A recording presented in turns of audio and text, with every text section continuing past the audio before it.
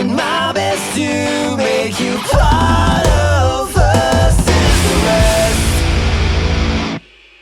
Hey, so welcome back to Versus Arrest. Today, watch a video. It's called Canada's Woke Nightmare. Could be worse nightmare also. A Warning to the West. It's a documentary. I guess it shows like Jordan Peterson. I guess at least a good example of what Canadians can be compared to our prime loser, the guy that needs to steal elections in order to win because nobody likes him, Trudeau. So yeah, let's start this off. And also, I hope you won't notice too much, or if you like it, I'll be playing Legend of Zelda, the Ancient Dungeon version 0.0. It's interested, very good game. Canada was a very stable, middle-class country with reliable institutions. To say that's gone is to say almost nothing. Canada. Under Justin Trudeau, the former British colony has sought to position itself as the global bastion of progressive politics. We have become a totalitarian state. As his cultural revolution shows no sign of abating, I went to Canada to find out how ordinary Canadians are dealing with Trudeau's radical reforms. The sexualization has become militarized. From the promotion of gender ideology That's sick. You want to talk about it? to the legalization of drugs, Overdoses are up, violent crime is up. It's a jungle. radical new suicide laws, Do you think that they want you dead? Yes. I think it's wrong. and clampdowns on freedom of speech. I think our leader, Trudeau, I don't think I've ever heard him say a true word.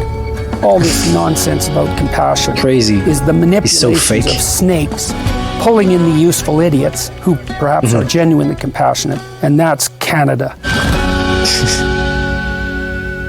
Oh, he's so bad. Justin Trudeau's the worst. My name is Stephen. I don't know how Hutchinson, people can't and see I'm through a his game. journalist from The Telegraph. I began my investigation of Canada in one of the country's most liberal cities, Vancouver. That's a nice start. So we're here on Vancouver's downtown east side, where the situation, whether it's open drug use or violent crime, just continues to get worse, and every Possession of hard drugs, including heroin, cocaine, and fentanyl, has been legalized in the city. To find out Well, the no, impact of these decriminalized. new I don't laws, think it's been legal. I met up with Aaron Gunn, a filmmaker who has documented a rise in homelessness and crime in Canada in recent years. Aaron, tell us a bit about what you do here. What I do here, well, I just came off filming two documentaries in the downtown east side of Vancouver, documenting the incredible increases in homelessness, kind of just general societal chaos, and the explosion of open drug use here on the streets of Vancouver, and really on the streets of every major Canadian city. What's going on in Vancouver then? We've seen the street order explode. We've seen open drug use explode. Overdose deaths are up more than 1,000% in the past 10 years. Here in British Columbia, the province where Vancouver is, we saw more than 2,000 British Columbians die last year from overdoses alone. Every day in Vancouver, 4 people are randomly attacked. Who is to blame It's a lot. for this chaos in Vancouver? Well, what I was told when I was making the documentary by one small business owner is you get what you tolerate. Would you like to add something? Why is that? Making a documentary? This guy's got a problem.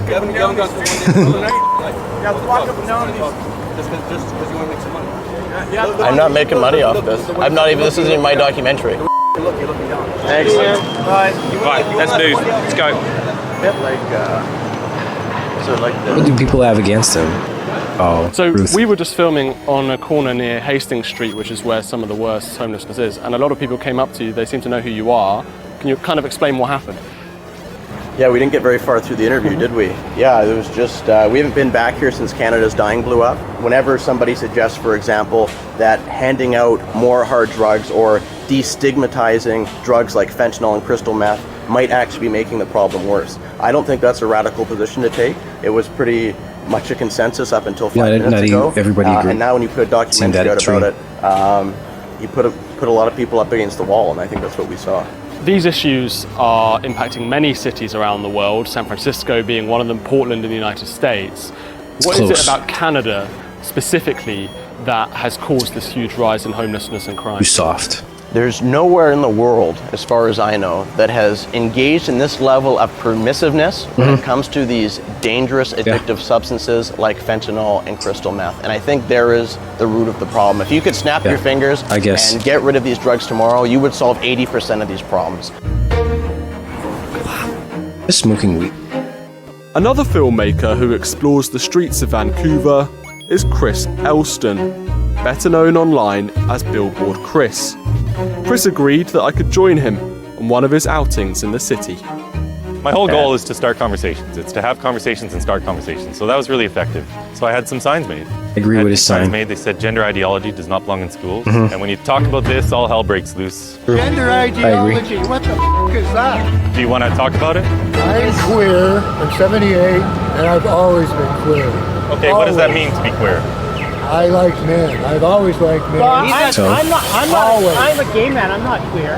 Well, I like men. I'm not queer. Well, the word thing, idiot. It's just a word. Yeah, he looks pretty normal. Okay. You can like men and look normal. To accept some other word. Okay, I'm gay. I just wanted you to know.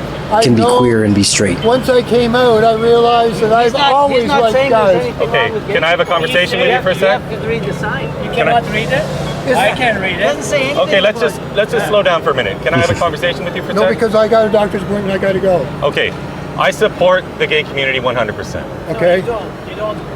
We shouldn't be giving. I'm gay. I'm gay, and I support this. You are gay. I support this. I support this. I agree. Most gay people probably support I it. don't support child abuse. That's right. I'm gay, Right. and you know, when I was young, I was a feminine, fake kid. You know, if I was a gay, feminine kid today, You'd be changed as a they would woman.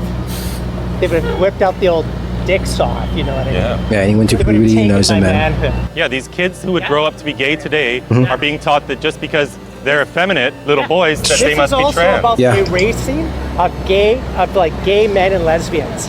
If a boy is effeminate, if a girl's masculine, beautiful. Right. What's wrong with Yeah, that? whatever. Yeah. I don't know what happened to the Western world. I haven't lived in Canada for 30 years, but it has changed. Man, 30 years ago, this would be unconceivable. I don't like even coming back to the West, you know. I don't recognize it anymore, you know. Wow. You're the man. Some true talk. Appreciate you. Canadians don't want to be on camera if they're supporting this. It's pretty rare. Why? Because they might get in trouble at their job. They're not all afraid. It's crazy. We'll run into them if we stay here long enough. But if people have any sort of corporate job or work for the government, they don't want to be on camera. They're going to get in trouble. Are you worried about talking about this sort of I don't know. thing with your If you job say and you things don't like that? identify with your company, What like, happens if you say say the what wrong you- thing? What could happen to you? just don't say like, oh, ostracism, a lot of ridicule. That's why I don't give out the I've worked in information. other places with evangelical Christians, etc., who have stood up for their faith. And they have nothing to they're do ridiculed with our because lives. I'm technically a leftist, but the way everything slid sideways now, people say, well, you're a conservative. I really like your videos. Thank you, sir. I get the same. Everyone Yeah. goes through different things at different I'm still a stages of leftist, life, and but people yeah. are just jumping to conclusions. Well, no, I'm more a instead of liberal. just True letting it happen as liberal. it is. When kids go through puberty, they usually figure it out. Like my mother, she's a lady, full biological female, and when she was younger, she didn't like doing the girl things. But she's always said it didn't make her a boy in right. girls' clothes. So you're touching on what this entire ideology is based on. It's based on one thing only: stereotypes. Yeah. That if you don't Stereotypes, conform true. to Yeah, stereotypes that maybe it's true. you're not the sex that you are. What utter nonsense! This is the most regressive ideology in history. So what do you think? It's regressive to everybody. Just wants to be themselves. Don't want to identify Doing some work. anything. People need to be informed. My brother liked to hang out with the neighbor, who was the girl, and she had Barbies, and all you ever did was go over there and play with Barbies. Well, in today's society, shit. My parents would have had to mutilate him. Otherwise, they would have been taken away. Thanks, man. Yeah, Thank you. thank you. To find Maybe. out more about Yeah, the there's like an consequences of extreme. questioning gender ideology in Canada, I met up with Amy Ham, a nurse based in British Columbia. Why don't you tell me a bit about yourself?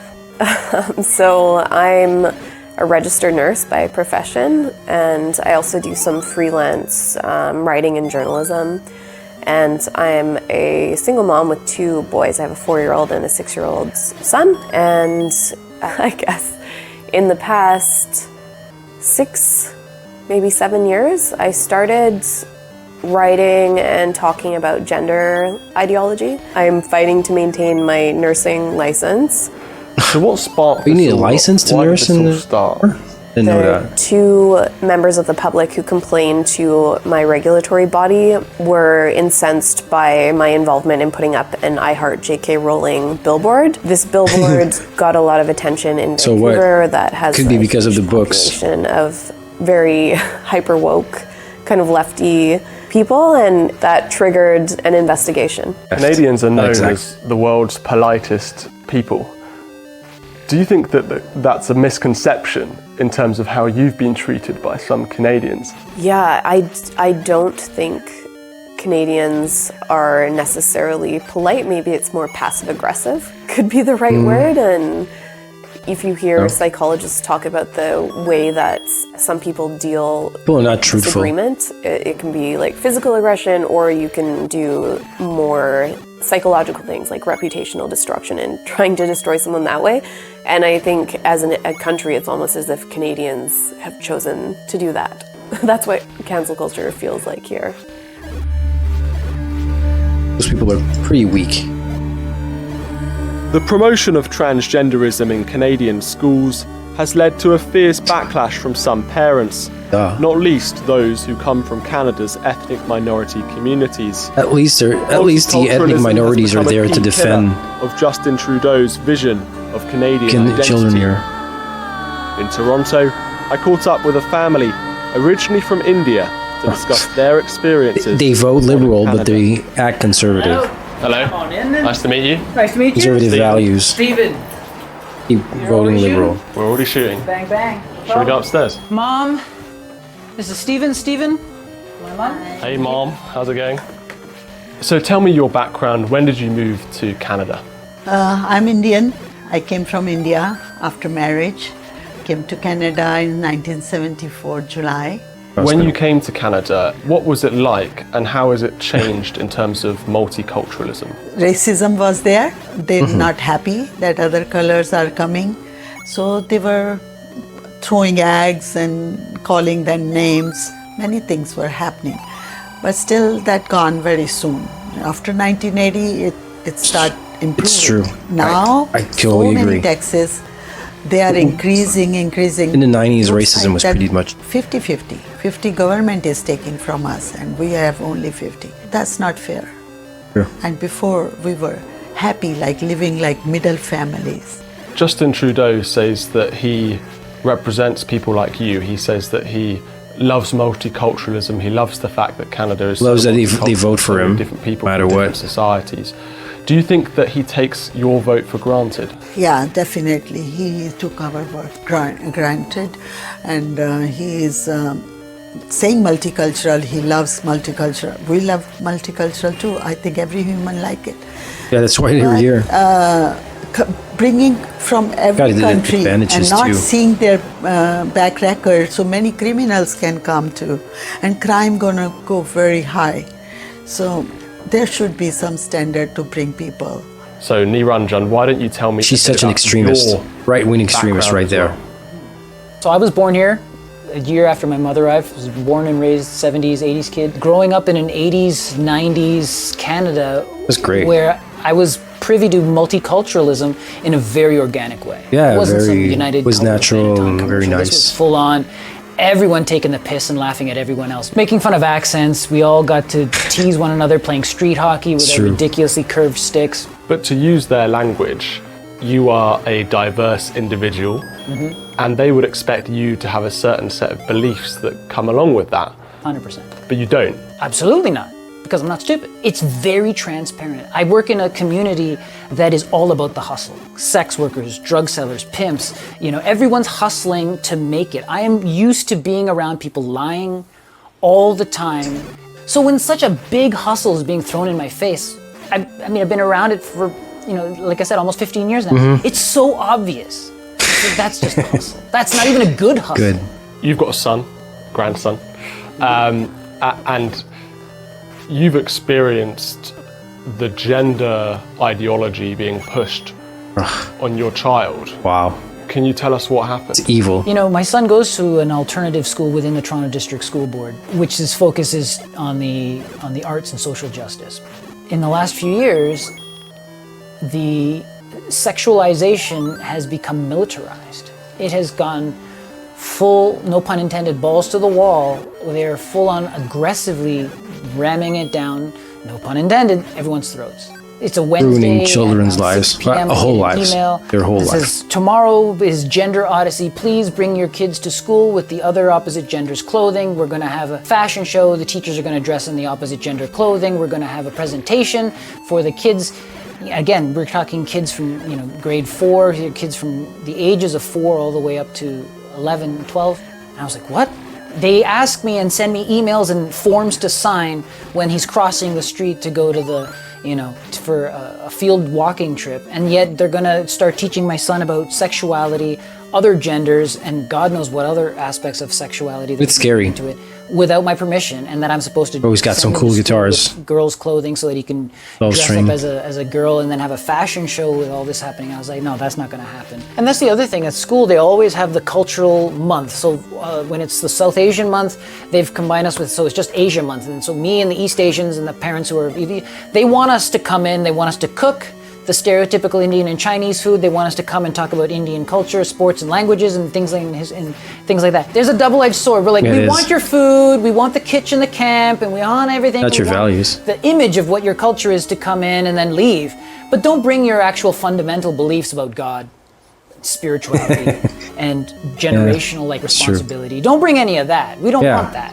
Do you think that Canada is a warning for what can happen if things go so bad? Canada is an experimental ground, for sure, right? Yeah.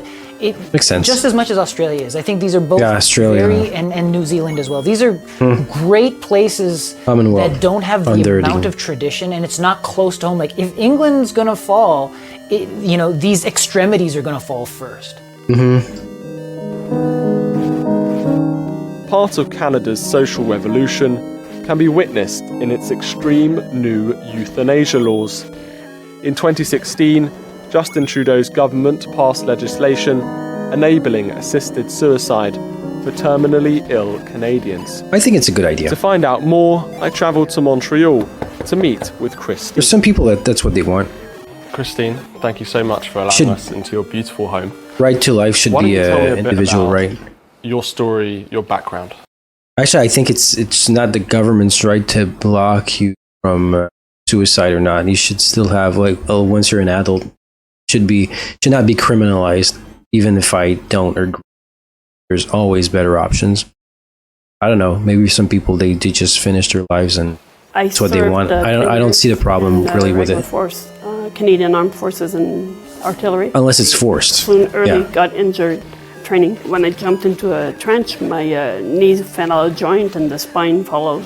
Not only were you a veteran, you also became a Paralympian. About 2008, I was introduced to kayak. She's a French Canadian. It seemed that I showed some talent in it, or I was approached to try out the sprint kayak, and I did, and became a 5-time world champion. Wow. Wow.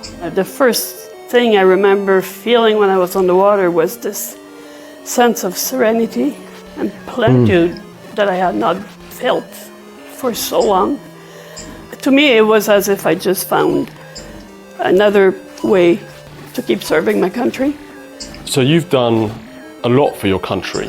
How do you feel Canada has treated you in return? Complete abandonment. There was a time at first when I first became a veteran, the services were a lot better. Since I became a veteran in 1998, the government has gone to sell out or privatize our services. Now it's the second time and they just done it again now. It took 12 years between renewals of my wheelchairs. We're allowed to have one every 5 years. I don't like to have to ask, it's been 5 years, give me a new one. If it still works, it still works. But 12 years. 12 years, it's not normal. 7 years after my wheelchair, I asked for the second one and it took 5 years to get it. This is completely ridiculous. Yeah. I'm in the works right now waiting for the renewal this is Quebec. of a Like, elevator to be bureaucratics able or to access outside which my is house. so bad. Can you tell us what happened when you asked for this? Was it Yes. the ramp outside you needed? Yes, I said, you know, I just can't keep going like this. I can't keep living like this. Like, this has to be done, this has to be resolved. And the person stated, you know, Madame Gauthier, if you really feel you can't go on like this, if you really feel you can't do it anymore, you know you have the right to die. So it's like, wow. Yeah, that's can't not. believe, you know, That's after not all a way to this bring time, it. Unless she brought it first. Not only will you not give me the equipment I need to live, but you will help me die. I have been suicidal and in complete desperation for the last 10, 15 years. And suddenly you just Suicidal. come out and tell me, you know, if you really can't go on anymore and you feel you can't do it anymore, you just, you know, you have the right to die. No, you don't. Never give up. Not Yeah, for that. It's really hard to understand this when you still are maybe blinded enough or stupid enough to believe and think that your government is there to help you and not to end your life because you're becoming too pricey or too much of a problem. But presumably you want to live, and this person telling you that you had the right to die must have been... Well, you have the right, yes, but awful. your will to live is still there. It's all of the things that you've been through. Yes, I think that if I want to live. Nobody ever asked me, like, of course, if someone asked me, what do you want to do today? Well, if I had the choice, I would want to go and run. I would want to go and do many things. So right now, yes, I would like to be able to live, but with autonomy and dignity and do things for myself as much as possible. How many other cases do you think there could be in Canada like yours? My God, I'm terrified to hear the numbers. And 50. Because, like I said, personally, I didn't even know there were others. Oh, of course. Whether you push I've heard someone that story. in despair enough for them to commit suicide, which we all know the numbers are astronomical for veteran suicide, or whether they get to have the attention enough to get made, it's not different. It is the same for me, whether you will provide the room to do it or so, or just let them crawl into their own hole and die. What's the difference? For myself, I've had been close many times of committing the act. If it had not been for my mother still there and somehow her calling me at this moment, or for these, my dog coming and sitting literally on me when I was about to do it, whether they were, I don't explain why and how this has happened, but it did. I don't think it's a government's place or an hospital's place to decide, yeah, okay, you're a little depressed this week. Here, sign this paper 3 times. We'll ask you, you sure you want to die? I think it's wrong. I think it's wrong, and I think it's just gonna keep drawing this country into a deeper hole. Not everyone is opposed to the euthanasia laws. I spoke to a clinician who assesses and administers assisted dying. So most of my I make money from it, so I kind of like it. Women's health, reproductive rights, social justice. No, I think it should be a right. What I believe in with what's happening on the ground. And so when the legislation came through in assisted dying, it was the same year that we got mifepristone in Canada. So mifepristone is the drug that people can take a tablet for abortion. So my skills and need for doing surgical abortion was limited, and I thought, oh, there's an interesting change in the law happening, which is also about social justice, which is also about a person's autonomy. I wonder if I might like to get involved in that. In terms of the future of the MAID legislation, there's some interesting developments going on. Can you talk a bit about that? So what we are anticipating in next March is that the legislation will not have mental illness or mental health disorders as a restriction. If a person's only reason for seeking assisted death is that they have a severe and incurable mental health disorder, then they can consider their application considered to be assessed. Just think ahead, but we know from people it's their who choice. attempt to commit suicide, who are depressed or have mental health issues, but who survive. Some of them say that they regretted it. You're adding a new layer of controversy, I suppose. I'm quite reassured that the level of scrutiny and the level of assessment is very tight. I do believe that the clinicians are involving quite a number of consultants to determine eligibility. Canada has changed a lot in the last few decades. As you mentioned, multiculturalism, all sorts of people's beliefs around religion in particular. From a Christian perspective, suicide is seen as a sin. Do you think that Canada has become a post-Christian nation? I don't think Canada was ever fully a Christian nation because it has such a strong Indigenous culture, which obviously is not Christian in its core. I agree in many religions that suicide is not considered all right. Having said that, I have dealt with a number of situations in assisted dying where there has been a priest present and we have together formally ended that person's life. One other area where Canada perhaps shows itself to be unique in the West in terms of issues of morality are these new laws around assisted dying, what they call euphemistically MAID. Oh yeah. Orwell spitting in his grave. Do you think that in a Christian nation this would happen? I don't agree. And has Canada become the first real post-Christian nation? Well, we're not as post-Christian as you can get. But not yes, yet. I would say in the West, are we the first one? Still good Christian values. We're certainly in the front runners. And no, I don't think it would happen in a truly Christian society. And I think Christianity and Judaism, for that matter, and in all likelihood Islam, is actually a bulwark against such things.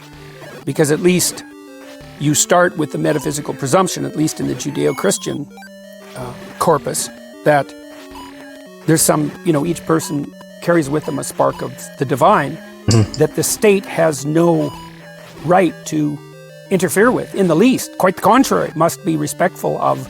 And independent of that, I also think that if you're the sort of fool who thinks that the government should have the power to aid people in their own death, well, you've got a lot of thinking to do, buddy, because aiding, the government is can't do it themselves. To do that. I'm an opponent of capital punishment, not because I don't think there are crimes that are sufficiently heinous to deserve death, because there certainly are. And if you don't know that, you don't know anything about crime. And then now we're giving the state that power, well, on compassionate grounds. I think the offended should decide if it's that or must not. have its own narrative of oppression.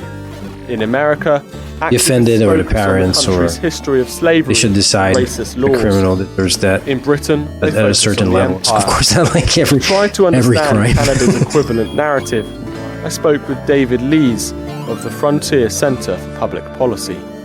Today we're going to be talking about your rights and freedoms. These woke campaigns, they all have their own narratives and histories and backstories and heroes that they take from history. In Canada, what do they focus on? Well, in Canada, we don't really have much of a history of slavery at all. No, So really not. I think that when it comes to Even our Aboriginal very abuse, mixed it's not like relationship the United with States. Indigenous peoples, the story of our relationship with Indigenous peoples, particularly through residential schools, is a very classic case to be used then as our critical race theory issue. So in Canada, there is this narrative around what's called the Indigenous genocide. Can you just break that down? It's so low In Canada, compared to we have been fed so a many narrative countries. that we're a genocidal I'm still nation. sorry, but And these are horrific types of claims to make, especially for Canadians, because Canadians deeply care about fellow Canadians. They do. And including Indigenous people. yeah, of course. Now, there have been There's never been an historically issue like that we many don't care. examples of poorly thought out and conceived policies against Indigenous people, but it's a narrative that does not do justice to the history. Part of that is through the residential school story, where the country of its day was trying to figure out, well, how do we engage Indigenous people in this new economy? And so education was always seen, as it is today, as a key door opening to integrating people into Canadian society. Makes sense. Let's talk more about this Kamloops mass grave site. So the Kamloops Band, which is the sort of group of Indigenous people there, they put out a statement a few years ago saying that they'd found this mass grave site and they'd done some scans of the grounds, and they claimed that there were 215 disturbances within the grounds, which they said were evidence of human remains, even children. There could be many reasons for it. Wiped out. Is that actually evidence of a genocide? Have they dug up the grounds? Have they found the bodies? No evidence has been found to date. In fact, the sonar seeking devices are not indications of any grave. To suggest otherwise is utter nonsense. So those claims need to be investigated, like any other claim of a crime scene. They need to be looked at. As you say, crucially, they haven't actually dug up these sites. No, they've not been excavated, they've not been exhumed or oh my anything God. like that. So it has really become a kind of a bizarre type of claim. This is not just simply about... And here, it was really big. Of course, I mean, not everybody that was going to watch this is Canadian, but here, that was really big in the news. It came out as if nuns in the school, they're the ones that committed genocide of Aboriginal American Indians here, and because of religion, because of white supremacy and everything. It was like a really big debate. I didn't know they didn't dig up the graves. They just like scanned, I guess, with some kind of resonance, like an interferometer. About that word, but yeah, no, I don't. Wow, it's really not based that much in how a nation has, I believe, been infected by a really destructive, hate-filled ideology of wokeism. We are truly the canary in the coal mine when it comes to G7 countries. So you could actually be facing prison time potentially if you question this Indigenous genocide narrative. Well, certainly if you listen to the openness of the current Minister of Justice federally, yes, we have a risk that they will seek to criminalize any questioning of the residential school narrative or the claims of mass graves, which is utterly absurd. Everything should be questionable. Science is being open-minded to healthy debate and evidence-seeking as we work to find the truth together. That's part of civilization. It is. You don't have a civilized society if you're not. The Indigenous genocide story already has its that. consequences. One such dissenter is Jim, who I met in his home in Vancouver. So you were a teacher, you're no longer a teacher. Why? One day 2 years ago, I was teaching Calculus 12 to older students, and news had broken right across the world about 215 children being murdered in an Indian residential school. And I thought, well, that's not really right. That doesn't make sense. Teachers don't murder their own children. It's not good for one's career. Makes sense. I agree. Much more seriously, it's it just is such a, you can't bear witness, as Commandment 9 says in the Bible, against your neighbor. Bear false testimony without... So, like, and what about the respect of these people that are now dead? Like, if you tell people that their whole lives they were like equal, that's not nice. Without having evidence, without truth. So all I said that day to students, and I was expected to reproduce the narrative about, oh yes, white Christians had just made a mess of Canada and had done so forever, and they were mass murderers now. And in Canada, the men and women in this particular school in Kamloops, it was Oblate priests and brothers and Sisters of St. Anne. They devoted themselves fully to the education of young people. They came from Europe to do so. Yeah, the idea I don't think they would do anything like that. Incinerators or hang them and secretly buried them at night and all that sort of stuff. It's just, why would you say that to students if it's not true? All I said was the kids died from disease. And they did die from disease. It would make a lot more sense. But I was walked out within half an hour of mentioning that one comment, suggesting, I didn't even say it wasn't murder, but the very suggestion that it wasn't genocide. They walked vice principals walked me, frog marched me out of the school. And I haven't been teaching since, and I've been told that I never will. Do you think Canada is worse than other nations? Well, I've heard many people say that it's worse in Canada than elsewhere. We've gone off the rails more than probably anywhere else in the world. And as a teacher, for me to be afraid to tell kids that there's such things as boys and girls, you know it's gone a little bit ridiculous. To prevent wokeism from spreading, it's important to have a strong opposition party. Canada's Conservatives have been historically weak in pushing back against Trudeau. Thank you for saying it. You want to take a photo? To discuss the failure of Canada's Conservatives, I met with the leader of a rival right-wing party, Maxime Bernier. He's seen as kind of like extremist here. Thank you. Does that happen often? I like him, he's alright. Sometime, yeah. So Maxime, for British viewers who don't know who you are or what party you founded, can you explain your story? Yes, I'm Maxime Bernier. He's Maxime Bernier, yeah. I voted for him once, I think it's last time, and it's kind of strange because I had somebody that spoke to me, was saying like, people here in Quebec and Canada are so extremist, and they're so extreme right-wing, right-wing extremists willing to vote for Maxime Bernier. And I was just told him right away, well, I voted for him, and I'm still consider myself like more of a classic liberal. I'm not really a right-wing extremist. Maybe like believing in biology now is right-wing extreme, and maybe believing in true science, like in repeatable science is now seen as a extremist and not part of the cult. But no, so it's funny that he took him because actually the Conservative Party in Canada now has a pretty decent leader, Pierre Poilievre. He's pretty nice. I don't know if he's gonna be as good if ever he gets power. I'm not too sure about that, but see. So it's going to be interesting to see him talk to. I'm the founder of the People's Party of Canada. We created that party in 2018. A big French accent. I was a conservative. I was elected in 2006, and I was part of the Harper government, the conservative government here in Canada. They don't have any principles. They're just, they try everything to be elected. And I said, I don't want to be part of that. But isn't it the case that the Conservatives have a new leader, Pierre Poilievre, who's far more conservative and more on the right than Andrew Scheer or the previous leaders? So he's taking the party more in your direction, I suppose. So what's the point in you in that sense? But Pierre Poilievre was a real conservative during the leadership contest, because he knew that to be the leader of the Conservative Party of Canada, you must speak like a conservative. So he did that. Now his goal, like Andrew Scheer, is to be the Prime Minister. And we know that the big cities are leftists and liberals. So what he's doing is going to the left to be sure to be elected. That's why he's not speaking against mass immigration.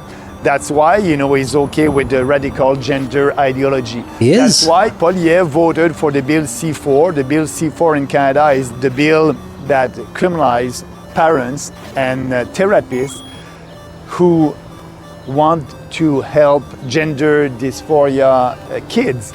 And if you do that, you may go in jail up to 5 years. But that bill also is doing the promotion of the transition. And for me, there's no transition. You have boys and the girls cannot be a boy, and a boy cannot be a girl. He's such an extremist. The Conservative and every member of Parliament voted for that bill, voted for the Bill C-4. Amazing. So we don't have any opposition in Parliament right now in Ottawa. So we're next to the statue of John A. Macdonald. Yeah. You can't see him. There's actually a little sign on, he's been boarded up. Why has he been boarded up? Because of the woke ideology, and they try to impose their history on us, the new vision of this country. But what the first Prime Minister, John A. Macdonald, did for this country, I believe that is a great history. Yeah. McDonald? So it seems that he's like one of the most Canada in a renowned Canadians. I mean, maybe he did some things that were bad, were not perfect. COVID lockdowns or wokeism or whatever, and they apply to lots of Western countries, to most Western countries. But what I'm interested in, I suppose, is what is it about Canada itself that Canada has gone so far to the left? And maybe you disagree that Canada is an outlier compared to other Western nations. You can explain that. No, I think we've gone further down the woke road than any other place, except perhaps California. States. Yeah. I think part of the reason for that is that we were an early adopter of the doctrines of group rights.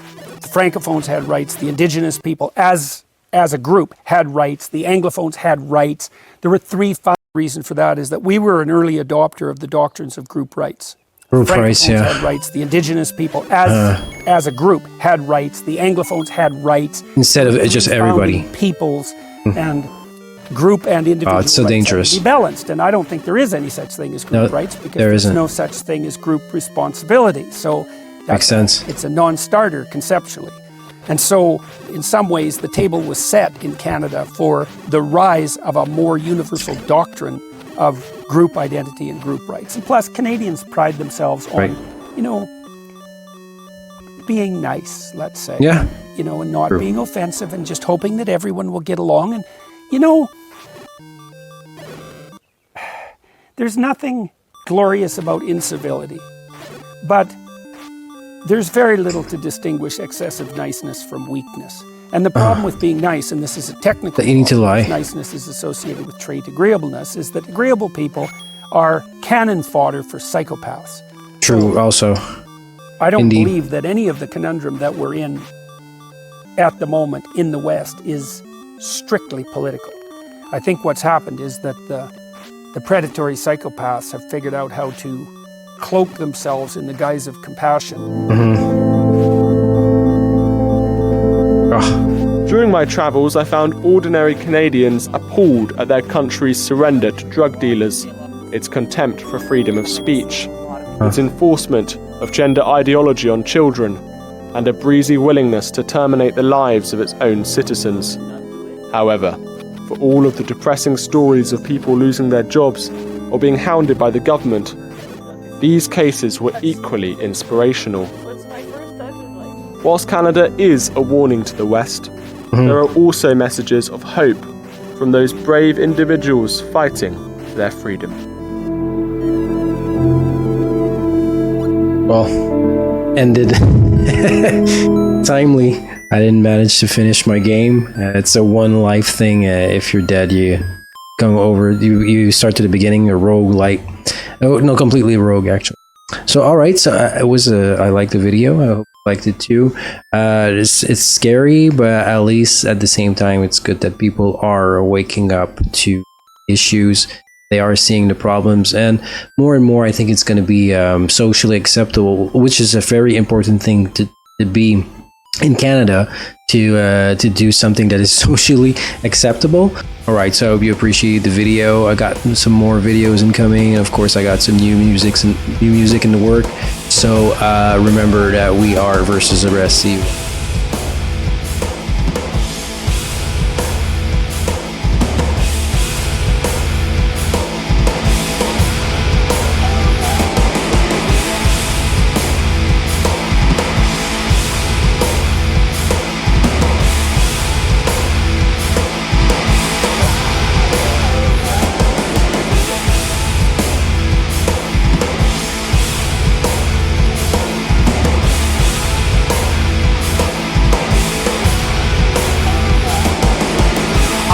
Come here, trouble